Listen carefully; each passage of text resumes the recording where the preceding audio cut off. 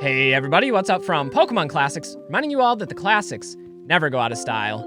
You know, in this overheated Pokemon card market, it feels like controversy lies literally around every corner.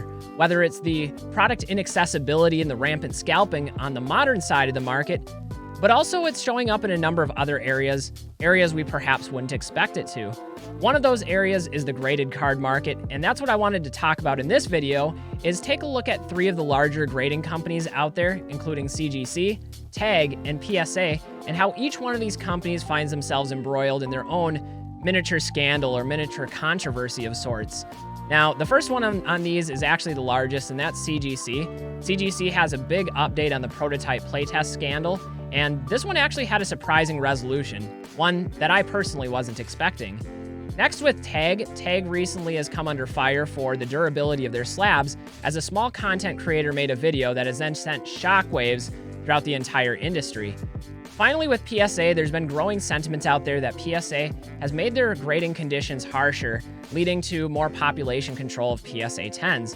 And whether or not there's truth to that, or if the numbers back it up, is something that I wanted to look at today by providing you all with some of the data. Anyway, guys, we're ready to step into some controversy. I hope you're ready to join me with that. And maybe at the end of this video, it'll have all the binder collectors out there feeling vindicated.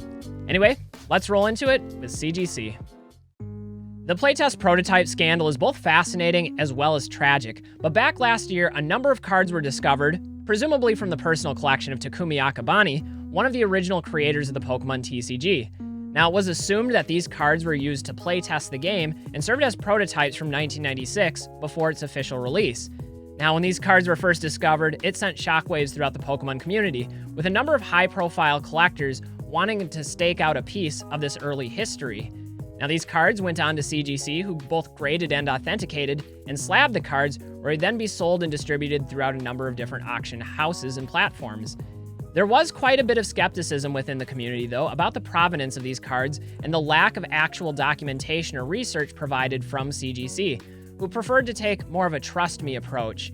Unfortunately, as PFM on E4 would discover, there was a number of pieces of printer metadata embedded into the cards through the dot matrices that would reveal that many of these cards were presumably printed just last year in 2024 and not originally 1996. That's where the controversy stood up until recently. Now, as you can imagine, this was a huge and shocking development, with the total value of these cards approaching somewhere around $10 million, marking it as perhaps the largest scam ever in Pokemon history. CGC acknowledged this issue in late January, sending out a statement urging everyone to return these cards to CGC for review. And the refund process was entirely unclear, as well as the terms and conditions, leaving a lot of collectors and owners out there skeptical of what their best course of action should be. Now, I've never owned any of these cards myself, but I was also skeptical of CGC, given the fact that they never specified a timeline or a refund process or amount. When you add in the fact that various auction houses and consignment services immediately addressed refunds, places like Z&G Emporium and eBay, it only added fuel to the fire about whether or not CGC was being fully transparent in their own mistake in grading these cards in the first place. However, if we fast forward now to just a few days ago, CGC announced the first official rounds of refunds, and it sounds like they're doing right by all the customers, and that's something I wanted to acknowledge in this video. From what I could gather, CGC seems to be working directly with their insurance company to provide full refunds to anyone directly affected. Customers who made a legitimate purchase maintained their receipt and sent their card back to CGC for review. And I do think this is the best case scenario. And although some could make the counter-argument that this is originally CGC's fault, and this should have never happened in the first place if they hadn't chosen to authenticate items that were fraudulent, that's true. But it's at least restored some of my faith and confidence that CGC would be transparent, do the right thing, and do it in a timely manner. Because realistically, only a couple months turnaround between processing the level of fraud and issuing full refunds, I think is a reasonable timeline for this. So for all of you out there that like to give me a hard time about being a PSA fanboy, this is my opportunity to give credit where credit is due. And I think CGC should be commended for doing the right thing, restoring customers, and doing it in a timely manner. So that's something I can certainly respect. And I've said this a number of times, but I think competition is both good and necessary in the graded card market, that having companies like CGC, PSA, TAG, BGS to do battle with one another ultimately benefits the consumer, providing additional options and driving the quality up. So hopefully CGC can take away some lessons from this situation and better their services in the future. For our next controversy, we'll turn our attention over to TAG Grading. Now, TAG is an innovative company that's doing something unique within the graded card market. They're providing comprehensive data on the condition of the cards that's all conveniently archived into one centralized location. This is really cool. They also have one of the most attractive slabs on the market, but the problem comes in the material of the slab. In a video review put together by Ramsey Rips Packs, he was reviewing the cards and speaking very favorably about TAG when the card actually snapped in his hands. Now, it doesn't appear from the video that a whole lot of pressure was actually applied to the card, and it only took bare hands to crack the slab. And this is a big issue because one of the main reasons of having cards slabbed in the first place is to keep them protected. Apparently, the issue seems to be in the material used in TAG slabs, as well as the sonic welding procedure, which may not make a consistent sealing all the way around the card. The real issue here, though, is the defensive and inconsistent response that TAG Grading officials left on the original video.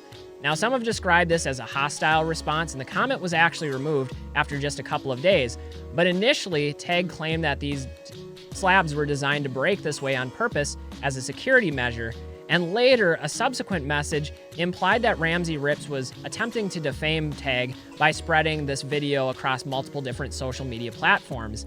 Now, Rattle Pokemon covered this in detail in a number of different videos, but it seems to be one of those situations of an overzealous, over-emotional response from a company trying to defend their product, not realizing that it's coming across in an accusatory manner.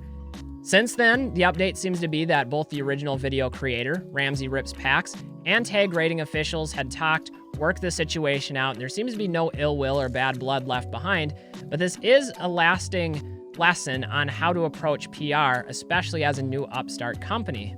On the positive side, this whole situation seemed to open the door for conversations about slab durability and even spawn durability test videos that are currently taking over YouTube. In fact, one of them from TCG Random is a comprehensive slab review process, testing various slabs through a number of real-world and extreme conditions. It's pretty fascinating, and I don't want to spoil the results, so I'll leave a link for it down in the description below. And hopefully TAG can take away some lessons from this situation too. Redesigning their cases seems to be one of their highest priorities at the moment, but also the manner in which they handle criticism. Any new company is going to face critical elements at times, and I think taking that criticism productively and channeling it into a superior product and to a superior service is ultimately what's going to benefit those companies and win over a larger customer base, but that's just my opinion. Finally, for our last controversy, we're going to turn our attention over to PSA grading. Now, there has been a growing sentiment out there amongst collectors that PSA has recently gotten more harsh with the application of its grading standards, and there may be some validity to this thought process. Back in January, PSA updated the language on their website justifying what a PSA 10 is, and this update was to the front centering language, the front centering moving from 60/40 to 55/45. And although this seems like a very insignificant difference, it could, in theory, impact the number of PSA 10s that are being graded. To add on to this, CEO of PSA, Nat Turner, recently confirmed that PSA had in fact made this change in language to its website, although he contends that cards have always been graded this way and it was just a logistical change in language, not a procedural change in how cards are actually graded. Nevertheless, this slight change in language does add fuel to the fire of population control theories that are running their course on the internet. And so the question becomes, has PSA gotten harsher with its standards, or are we just seeing some slight inconsistency from submission to submission? One thing I can tell you is having a language change like this without full transparency certainly isn't a good look. So to answer this question, I thought we'd take a look at the actual grading data. And if we start over on GemRate, there were 183,803 TCG cards graded by PSA in the last 7 days, and that number jumps up to 769,414 cards for the last month.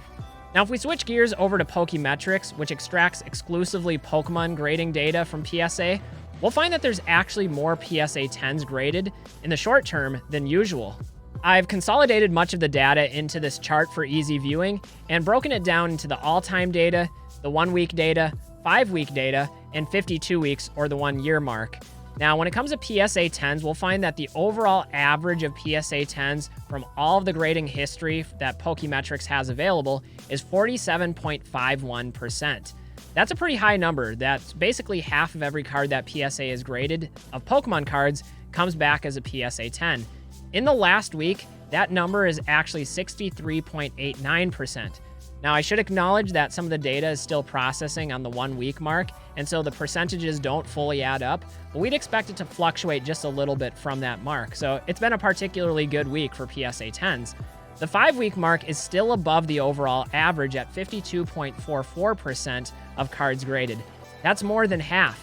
And also more than half if we go back 52 weeks and take an entire year, the last year of card grading has actually outperformed the historical average. So I don't know what to say. If people are complaining about the average amount of Gem Mint 10s and whether or not PSA is pop controlling, maybe the argument is certain cards, but if we're looking at the masses, that really doesn't seem to be the case. Anyway, guys, like I was saying earlier, with so many controversies and scandals out there with the different grading card companies, that's got to leave some of you who are binder collectors feeling particularly vindicated. All I know is I enjoy collecting, whether it's in just a sleeve, a binder, or a plastic slab. Doesn't really matter to me. You can always appreciate collecting, appreciate the artwork, and just the thrill of the chase, regardless of the method that you choose. You guys will have to let me know what you think about each one of these controversies down in the comments below. But anyway, I appreciate you all for watching. I'm Pokemon Classics, reminding you all that the classics never go out of style. Until next time, everybody, stay well, and don't forget to have fun. That's ultimately what collecting is all about. We'll catch you with the next one. Bye, everybody.